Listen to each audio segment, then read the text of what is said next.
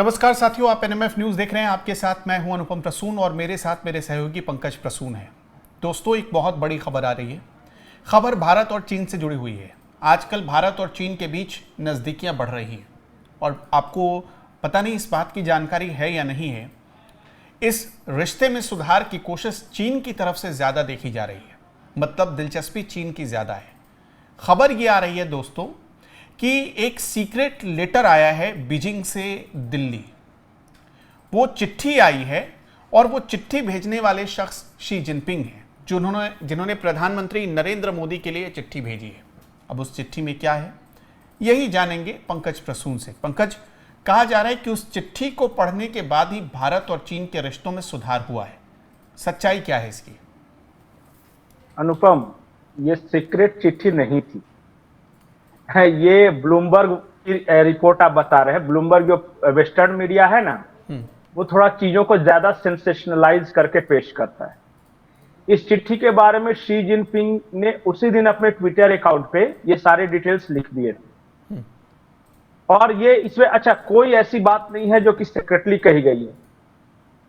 China की तरफ से कहा गया है कि ट्रंप के टैरिफ से हम भी परेशान हैं, आप भी परेशान हैं, तो आइए नए रिश्तों की शुरुआत करते हैं। और फिर उन्होंने अब सारे डिटेल्स में किया कि हम क्या कर सकते हैं, कैसे कर सकते हैं। तो ये पहली बात की, जब अपने ट्विटर अकाउंट पे उसी दिन उन्होंने ये पोस्ट कर दिया था, तो फिर ये सीक्रेट कहां से हुई? वो ब्लूमबर्ग ने पिछले 24 घंटे पहले उस चीज को छापा है और हूबहू हमारे देश की कुछ मीडिया ने उठा लिया कि बड़ा टॉप सीक्रेट लेटर जारी किया था। वहां नहीं, जो सीक्रेटली क्या हुआ पता है? जो पीछे से वो अजीत डोभाल काम कर रहे हैं। वो आपको पता है कि सारा स्टेज सेट अजीत डोभाल जी कर रहे हैं। इस पूरे जो कार्यक्रम में वो पूरी रूपरेखा वो बना रहे हैं, किन मुद्दों पे चर्चा होगी वो करें। आपको शायद पता होगा कि प्रधानमंत्री मोदी के चाइना जाने से पहले डोभाल साहब भी गए, उसके बाद फिर जयशंकर साहब भी गए वहां पे, और उन्होंने सब कुछ पहले से तय कर लिया कि जब मोदी जी आएंगे तो क्या होगा, कैसे होगा। बाकी एक चीज और है कि आप कह रहे हैं कि बड़ा अच्छा रिश्ता वगैरह ये, क्योंकि देखिए हम क्या है ना, एज ए इंडियन हम बड़ा इमोशनल कंट्री हैं। फलाना देश हमारा दोस्त है, फलाना देश हमारा दुश्मन है, इस नैरेटिव में बड़ा फंसते हैं। दुनिया में कोई किसी का न दोस्त है न दुश्मन है, इंटरेस्ट इज सुप्रीम। जहां जब तक जिसके साथ चल रही है पंकज जी, वो है। मैं देख रहा हूं कि जो वेस्टर्न मीडिया है वो दो दाव खेल रही है। अगर आपकी बात जो आप बता रहे हैं उसके हिसाब से देखा जाए तो इसका मतलब वेस्टर्न मीडिया दो दाव खेल रही है। एक तरफ वो भारत को याद दिला रही है कि देखो चीन ने तुम्हारे साथ धोखा दिया, तुम भारत के ऊपर, भारत को बता रही है कि चीन पर कभी भरोसा मत करना। अपने देश में लोगों को ये कह रही है कि देखो देखो भारत चीन एक हो रहे हैं, और चीन को ये कह रही है कि चीन ने सीक्रेट चिट्ठी भारत को भेजी है और दुनिया को ये मैसेज दिया जा रहा है कि चीन जो है भारत की तरफ जा रहा है।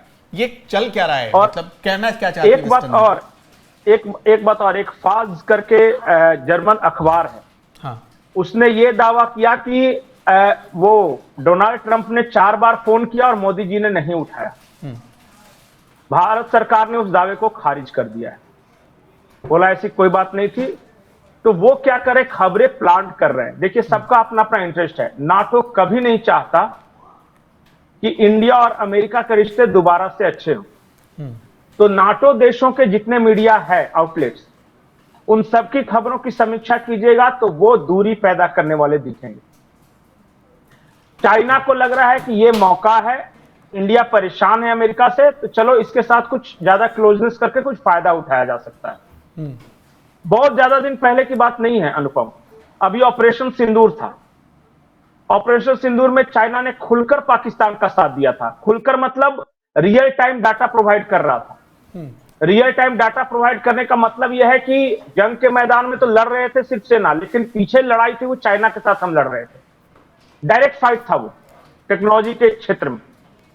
उसके बाद आप देखिए कि उसके बाद जो चाइना की हरकतें हैं, गलवान को लेके आपने देखा, डोकलाम को देखा, 1 महीने पहले अरुणाचल प्रदेश को लेके उनका जो स्टैंड था वो देखा। कहां से सॉल्व होगा? तिब्बत को लेके, ताइवान को लेके, साउथ चाइना सी के जो देश हैं उनको, वियतनाम जैसा देश को हम ब्रह्मोस सप्लाई कर रहे हैं, चाइना को बिल्कुल पसंद नहीं है। तो इसलिए इस भ्रम में मत रहिए कि बड़ा अच्छा दोस्त होने जा रहे हैं। हाँ, परिस्थिति कुछ ऐसी है कि दोनों को ट्रंप जो है तीन चुभ हो रहे हैं और उस दर्द से कराकर दोनों करें आइए एक दूसरे को मलहम लगाते हैं, बस इतना ही सिर्फ है।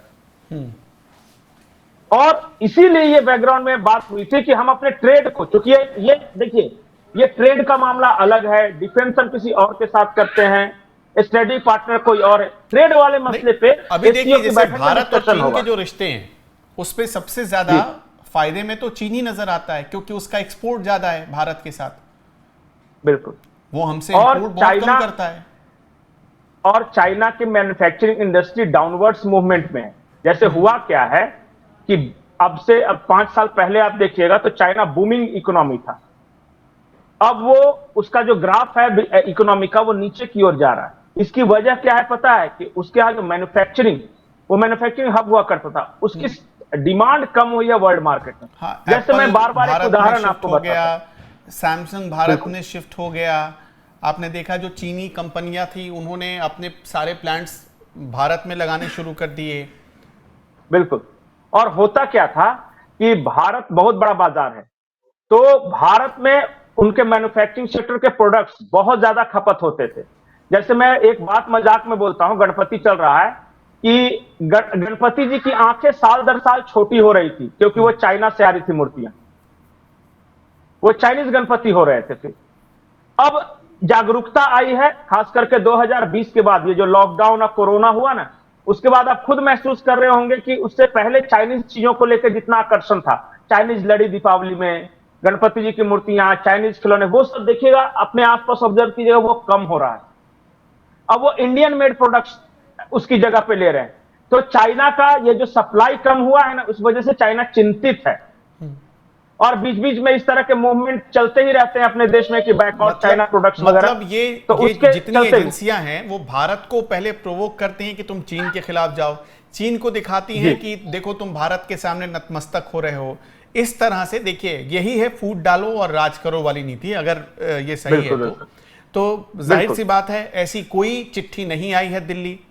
चिट्ठी सीक्रेट नहीं थी, चिट्ठी भेजी है लेकिन वो ओपन लेटर था, वो गुप्त लेटर नहीं था। उसके बारे में ग्लोबल टाइम्स ने छापा आर्टिकल, उसके बारे में शी जिनपिंग ने उसी दिन अपने ट्विटर पे लगाया। इसको ये सीक्रेट लेटर कह रहे हैं वो ब्लूमबर्ग वाले। ठीक है पंकज जी, बहुत बहुत शुक्रिया। एक चीज, हाँ, एक कहानी और है इसमें कि डोनाल्ड ट्रंप के बारे में चर्चा यह है कि वो दुश्मनों के लिए काम कर रहे हैं, मतलब केजीबी के लिए। वो क्यों? वो कह रहे हैं कि एक तरफ इंडिया चाइना को पास ला रहे हैं, दूसरी तरफ अमेरिका के जितने दोस्त थे उन सबको अपने से दूर कर रहे हैं, और रशिया के सामने, क्योंकि वो रशिया के एजेंट बताए जा रहे हैं अमेरिकी मीडिया में, तो इसलिए रशिया और यूक्रेन वॉर में वो रशिया की तरफ ज्यादा झुके हुए दिख रहे हैं।